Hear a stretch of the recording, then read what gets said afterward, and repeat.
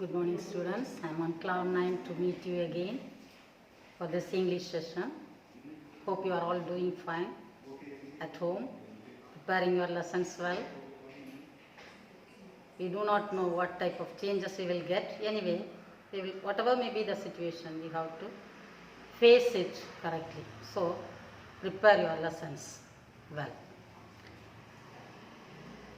Hope you might have read that God sees the truth but waits, and noted the minor points that is being missed maybe by me, and you got it, I hope. If you have any doubt, you ask me. The one thing I forgot to tell you on that day, that is, I have pronounced the word SAR, C-Z-A-R, and I told you the pronunciation of it is SAR, that C is silent. But I did not tell you what is Tsar, the Russian ruler, that is the meaning of Tsar. So the Akshino made a petition, asked his wife to make a petition to the rulers. That's all. Now, let us come back to the preparation of a nice cup of tea. So 3 points yes given already that we have discussed. And first one is use Indian tea. Second one is make in small quantities in a earthenware. Third one is the pot should be warm before we prepare the tea. Now fourthly, the tea should be strong. For a pot holding a quart, if you are going to fill it nearly to the brim, 6 heaped teaspoons would be about right. In a time of rationing, this is not an idea that can be realized on every day of the week. But I maintain that 1 strong cup of tea is better than 20 weak ones. All true tea lovers not only like their tea strong, but like it a little stronger with each year that passes, a fact which is recognized in the extra ration issued to old age pensioners. So fourthly, the tea should be strong. That is, add sufficient quantity of tea dust to the tea. So some people make 3 or 4 cups of tea with a half teaspoon of tea dust.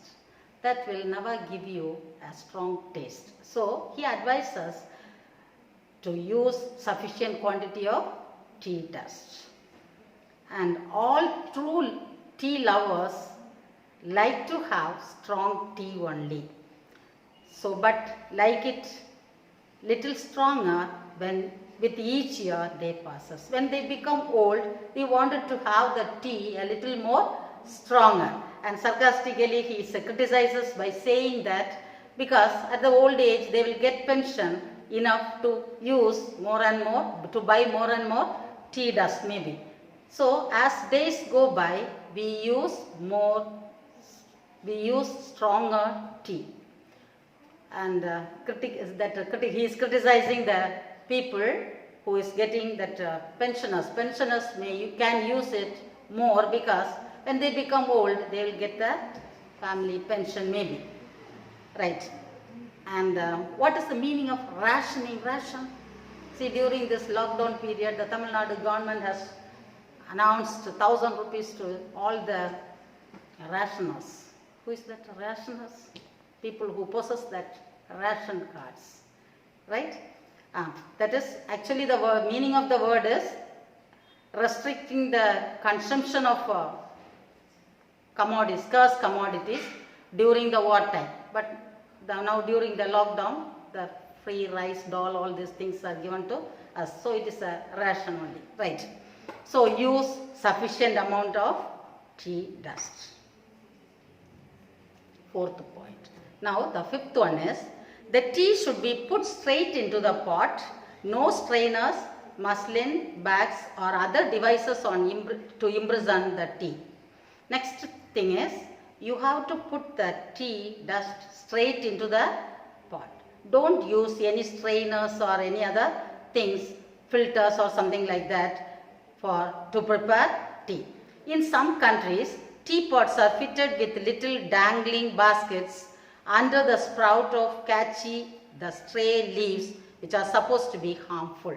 In some places, some countries, they use teapots fitted with that hanging freely, that dangling baskets under the sprout. What is the sprout? Pipe-like thing to pour tea into the cups.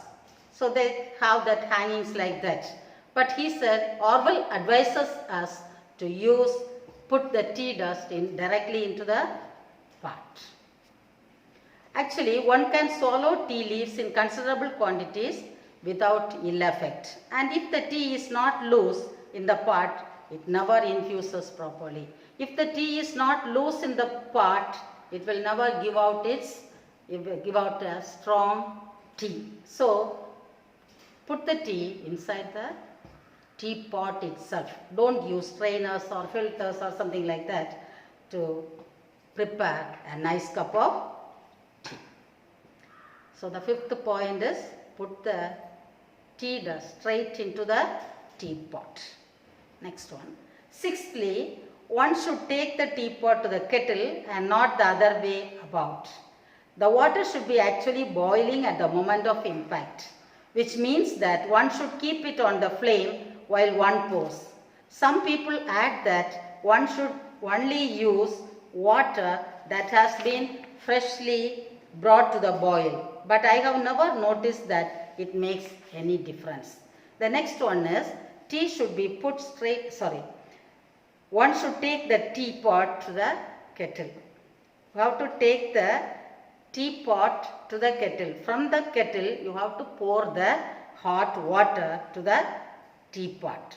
So, the distance between the kettle and the teapot should be very near. It must be kept very close by.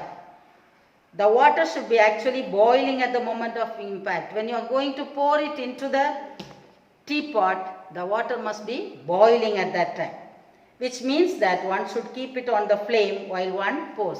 So even when you are pouring it, that stove should be in flame. Some people add that one should only use water that has been freshly brought to the boil. Some people take water after that, and after that only they will be boiling it. That will never give a good taste to the tea. But I have never noticed that it makes any difference. Here Orwell says that it won't make much difference, but that is the correct way of preparing it. Seventhly, after making tea, one should stir it, or better give the pot a good shake, afterwards allowing the tea leaves to settle. After preparing it, just seventh point he says, after making the tea, after putting the tea into the pot, just stir it well or give a good shake to the pot. Eighthly, one should drink out of a good breakfast cup, that is the cylindrical type of cup, not the flat, shallow type. So the next point he gives is, use a cylindrical shaped cup to have your tea.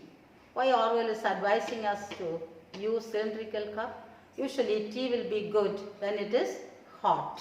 If it is cold, it is not that good to taste. So here, if it is a cylindrical cup, the hotness will be there for 5 minutes at least. So he says, we won't drink tea, we will just sip it. That is why it will take time. If you just enjoy drinking tea, you will sip it and drink. So he says, take it in a breakfast cup. That is the cylindrical type of cup, not the flat, shallow type.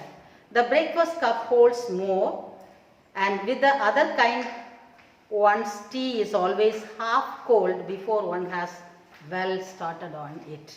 So if you just prefer other types of cups, before you just finishes half of the tea, it will get cold and you won't get the effect of the good, nice cup of tea. So the tea should be poured in a cylindrical cup.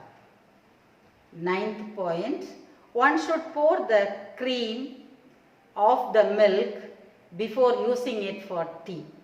Milk that is too creamy always gives tea a sickly taste. So just remove the cream from the milk and use it for the preparation of tea. If you just boil the milk along with the cream, it won't give a good taste. It will be giving a sickly taste, he says. Orwell says that it gives a sickly taste. You might have tasted that sickly tea of Orwell also in your home. Next, 10thly, the last but one point he says is, one should pour tea into the cup first. This is one of the most controversial points of all. Indeed, in every family in Britain, there are probably two schools of thought on this subject. The milk first school can bring forward some fairly strong arguments, but I maintain that my own argument is unanswerable. This is that by putting the tea in first and stirring as one pours, one can exactly regulate the amount of milk, whereas one is liable to put it too much milk if one does it the other way round. The 10th point, he says that there are two schools of people on this controversial point. Some people says that take milk in a cup and after that pour the tea and stir it.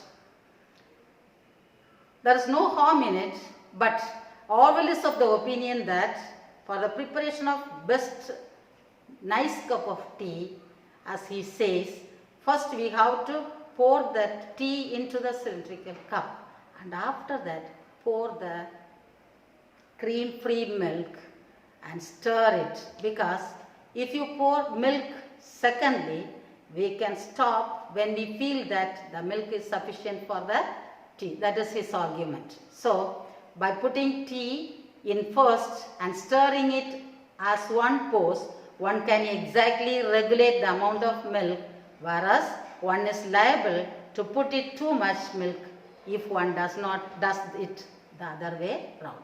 If you do it the other way round, first the milk is filled up in it. After that, if you pour tea, sometimes the milk will be more or less or whatever it is. Even if it is less, you can add, but if it is more, you cannot. So he advises us to just take tea and after that pour milk into the tea.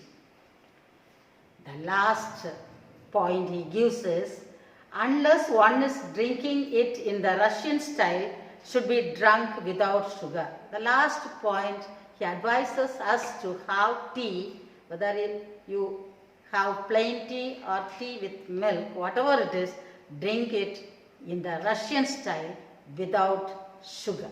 How many of you are using tea without sugar? You will never touch it. Am I right? So, it is not, you are not tasting tea, you are tasting only sugar. That's what Orwell says. Lastly, tea, unless one is drinking it in the Russian style, one should drink it without sugar.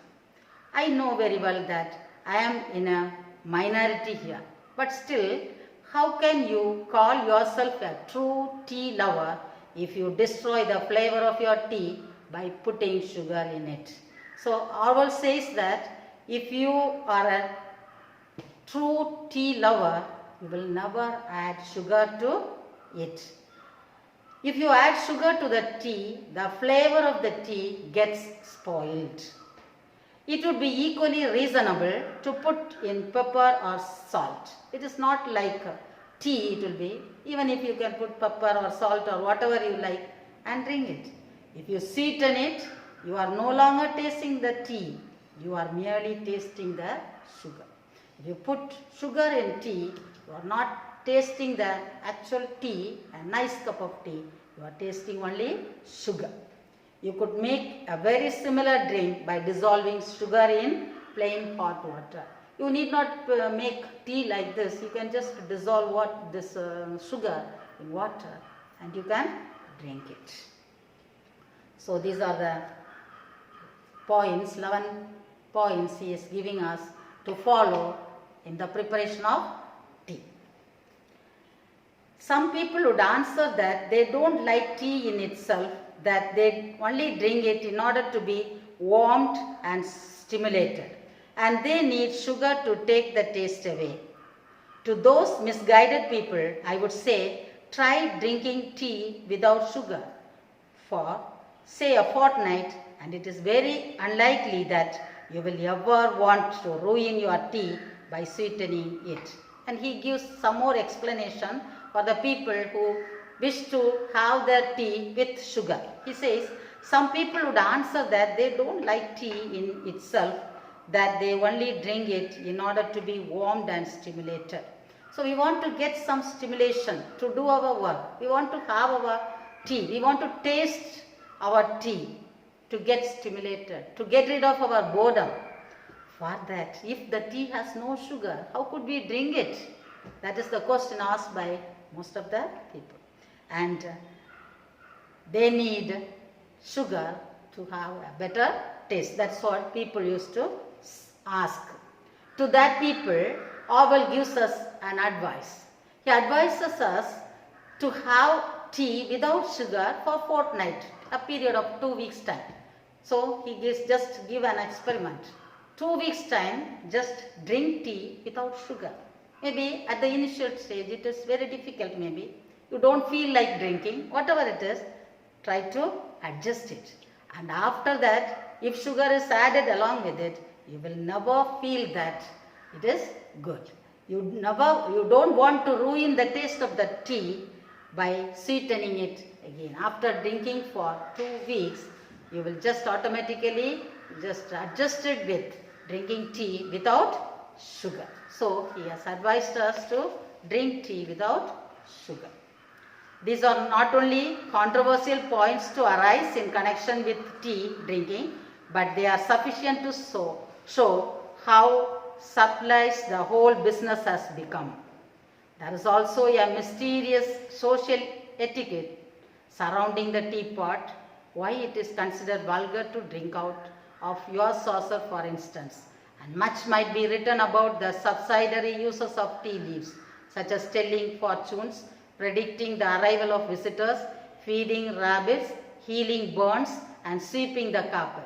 It is worth paying attention to such details as warming the pot and using water that is really boiling, so as to make quite sure of wringing out of one's ration the 20 good strong cups of that 2 ounces properly handled ought to represent. So in this paragraph he says that there are some other purposes for which the tea is also used. That is, for telling fortunes.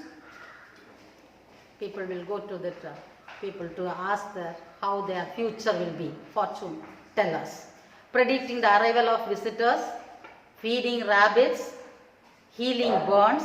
For all this, for cleaning, sweeping the carpet, cleaning the carpet. So for all these purposes it is being used.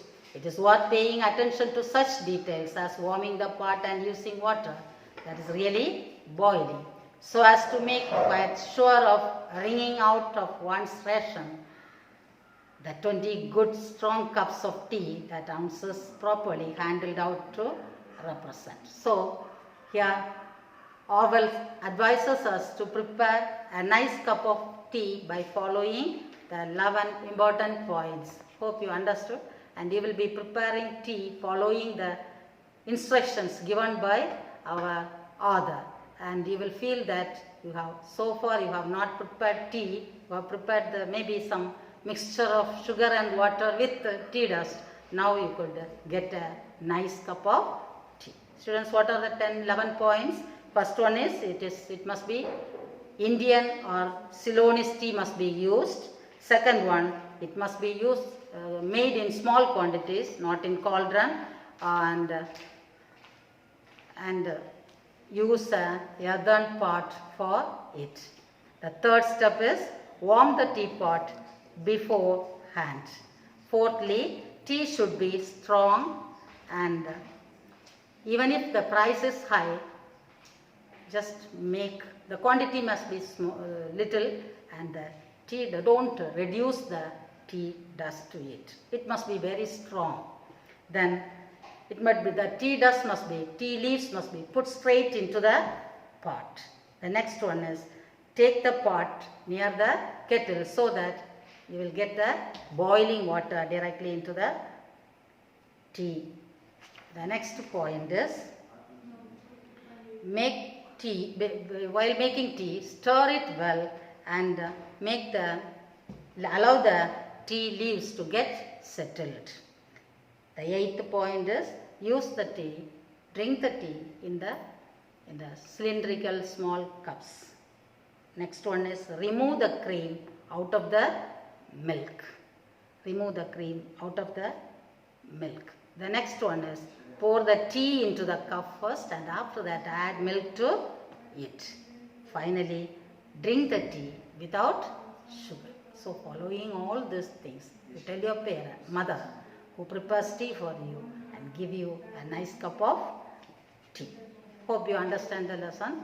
A Nice Cup of Tea by George Orwell. Some exercise part of it here and there I will just finish it, and the remaining I will do it when you come back to our class, face-to-face teaching. There you will see that the thing that I feel that I could teach you through this online class, I will just tell you. Please take page number 38 of your textbook, children, with a pencil in your hand. Page number 38. Golden rules of tea preparation. And some words are given. Add sugar, shaken, milk, infuse properly, strainers without cream, taken to the kettle, small quantities, china or earthenware, stirred, warmed. These are the words which is given in bracket. Now just fill in the blanks with the words. Tea should be made in dash in a teapot. Small quantities.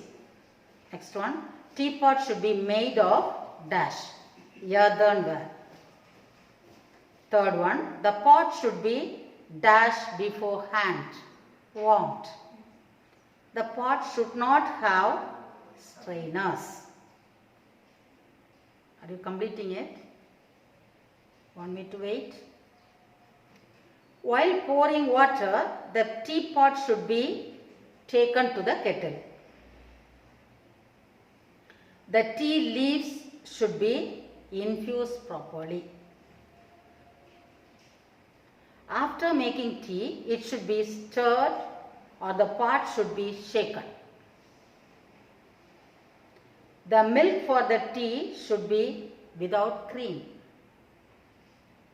The author does not like to add sugar to the tea. Have you completed, students? Now take that vocabulary area. Find out the synonym of the underlined word in each of the following sentences. In page number 39, vocabulary. The first one. But because the best manner of making it is the subject of violent dispute. Dispute? Conflict. Tea is one of the mainstays of civilization in the country. What is civilization? A society in an advanced state of social development. You are in the civilized country. Third one, that they only drink it in order to be warmed and stimulated. Stimulated, motivated. Under the sprout to catch the stray leaves, loose leaves. One is liable to put it too much milk. One is liable to put in too much milk. Responsible. The next one, find the antonym of the underlined words, which are not to be despised. Despised meaning hated. So opposite is liked. One does not feel wise, braver or more optimistic. Opposite pessimistic. Not the flat, shallow type. Shallow opposite deep. Predicting the arrival of visitors. Arrival, departure. But they are sufficient to show how surplused the whole business has become. Sufficient, inadequate. Fill in the boxes with the correct answers. The first one has been done for you. And I will just give you one. The remaining you have to do as homework. Okay, students? First one. Word wise. Meaning clever. Part of speech, adjective. My brother is wise. Noun or verb form of the word wise is wisdom. My brother showed great wisdom in business. Second word, harm. The meaning of it is hurt. The part of speech is verb. Don't harm animals. Using it in sentence. Don't harm animals. Harmful is the adjective of it. Harmful. Using it in sentence. Smoking is harmful to our health. Smoking is harmful to our health. Right? The next things 3, 4, 5 and 6. You do it as homework and you just spend some time on it and try to do it. I will just give you the correct answer after you completing the homework. Okay? Just we will wind up this session. Thank you, children.